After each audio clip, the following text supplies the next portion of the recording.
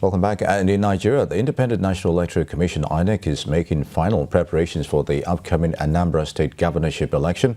The commission has announced it will conduct a mock accreditation exercise to test its upgraded voting technology.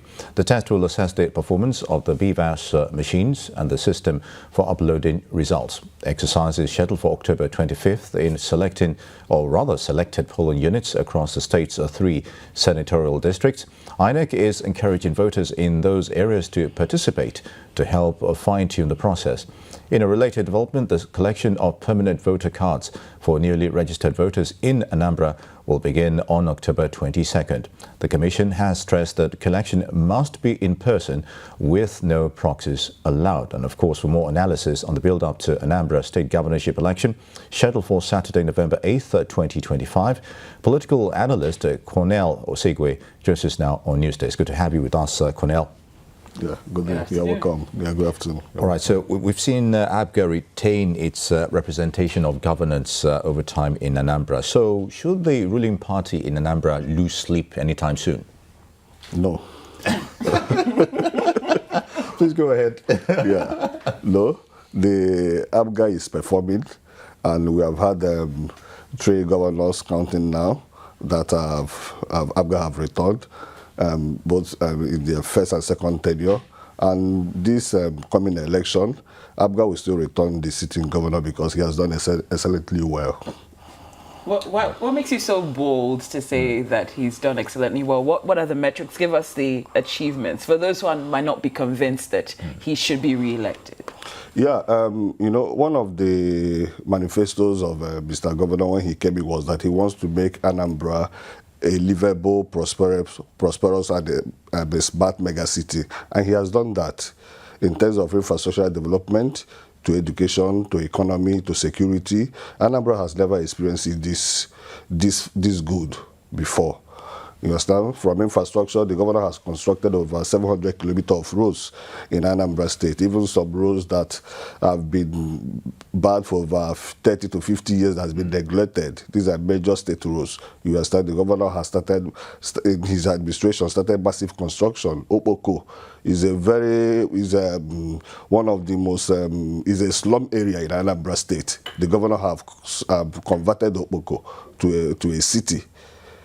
And major roads in Anambra State, from Amobia to Imo border, they are receiving massive attention, and not just reconstructing this road. The governor have expanded into a dual carriageway, a dual road.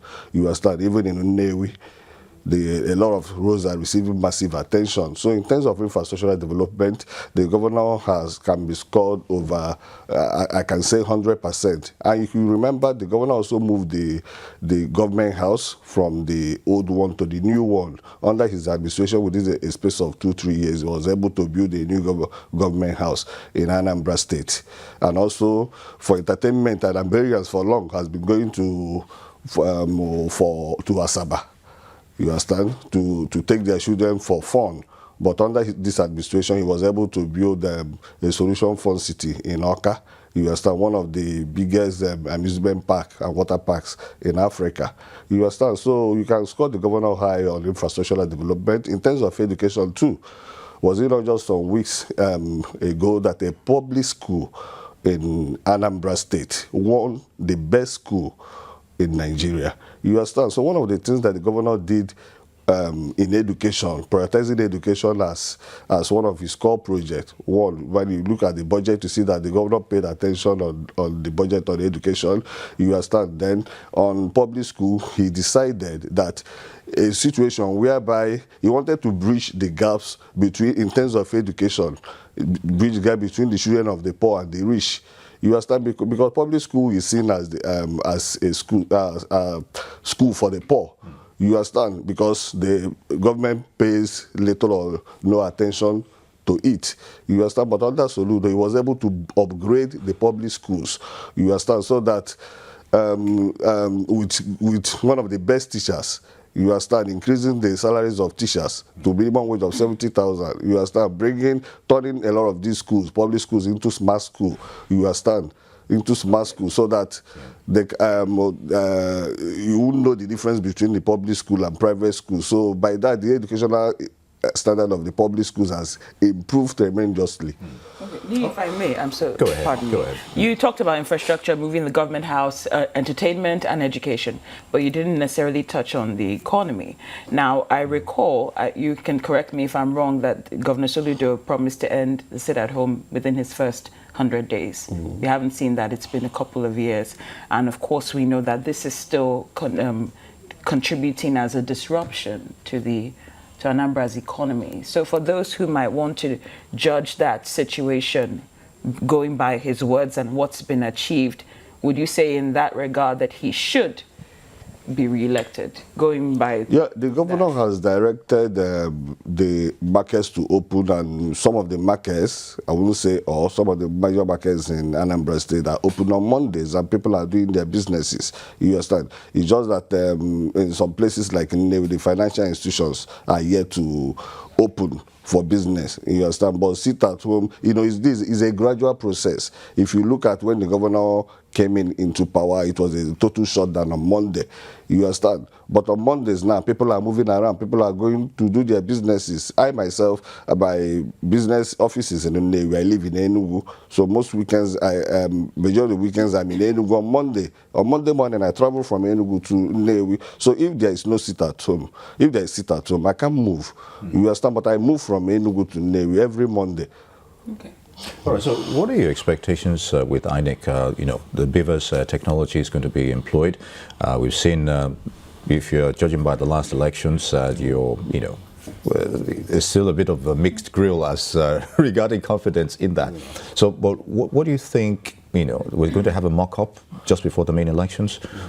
If you were to go through this, how would you assess INEC going towards this election? Yeah, I think from the last one, the last senatorial election, that by-election that happened in Anambra State, in Anambra South, you understand, I can see a lot of improvement. You understand, in fact, the vote counts. You understand, it worked perfectly, and I was impressed with INEC, and I hope that it will be so on the governorship election. You understand? So I'm very positive that there will be an improvement.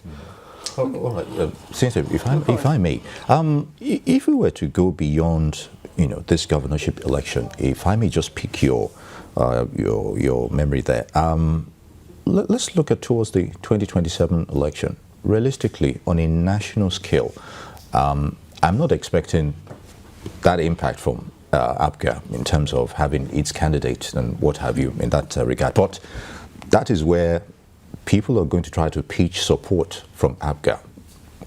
Now, at the national level, presidential level, where do you think, voter preference might go with the support of the party in Anambra? Well, what I can decide for APGA today is the governorship election. The people are anxious. Yeah. No, I'm sorry. The people are anxious to vote in this governor, the Mr. Governor. The people are anxious to vote in Mr. Governor. You understand? So, and the governor knows that the people are with him. You understand? So, but what I know is that when the governor is voted in this coming election, you understand, and he is our leader, wherever he says we should go with him in 2027, we are going to go with him. Oh, you're very confident. He said when he emerges governor, which is great. But do you have any concerns about INEC regarding this elections? Any concern whatsoever? I know you're confident in your candidate, but are you concerned about INEC? I'm just a positive person, a positive-oriented person. I just hope and believe. Hope is not a strategy. Are there any major concerns that you might have about INEC looking at how their previous performance is? That's what I'm saying. Judging by how INEC performed in the last by-election that I physically witnessed, I personally witnessed, you understand? I'm just believing that INEC has improved tremendously. You understand? So, and I'm going to judge further by this coming election. if our votes counts and INEC, especially that BVAS, it worked. Yeah. You understand? Because even the INEC officials, they were professional. It's like they receive further training. I don't know. You understand? But they perform excellently well. You understand? By making sure that the BVAS worked perfectly. And if it's happened like that in this election, in this governorship election in Anambra State, that means there is hope for Nigeria. Indeed. Well, we can work on hope. Yeah. In that case. All right, Cornel, Osigwe, political analyst, would like to thank you very much for your thoughts on the Anambra governorship election, which is coming up very soon. It's good to have you with us.